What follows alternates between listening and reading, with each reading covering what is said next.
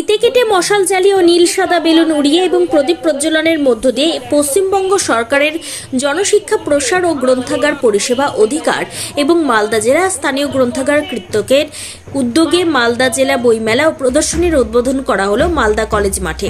উদ্বোধনের আগে মালদা বৃন্দাবনী মাঠ থেকে বিশাল বর্ণাঢ্য শোভাযাত্রা বের হয়। শোভাযাত্রায় স্কুল, কলেজ সহ বিভিন্ন শিক্ষা প্রতিষ্ঠান ও সংস্থা অংশগ্রহণ করে।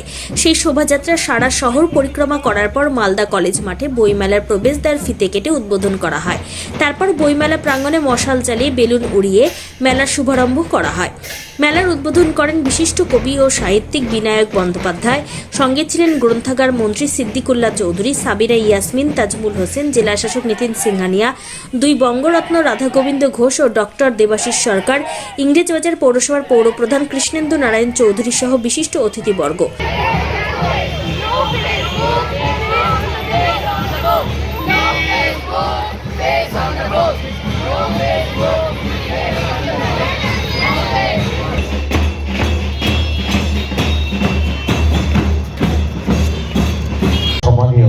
মালদা বইমেলার যে আয়োজন, এটা খুব প্রশংসনীয়।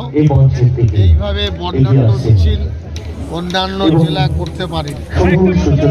গতবারে প্রায় 1,70,00,000 টাকা বই বিক্রি হয়েছে। আজকেও আনুষ্ঠানিকভাবে যে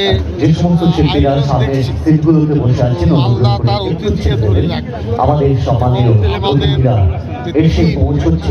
ভাষার মধ্যে সম্পর্কে বজায় রাখবে, এটা তার একটা জ্বলন্ত উদাহরণ। আমি নিশ্চিত আমরা সকলেই মালদা বইমেলার সফলতার কামনা করছি।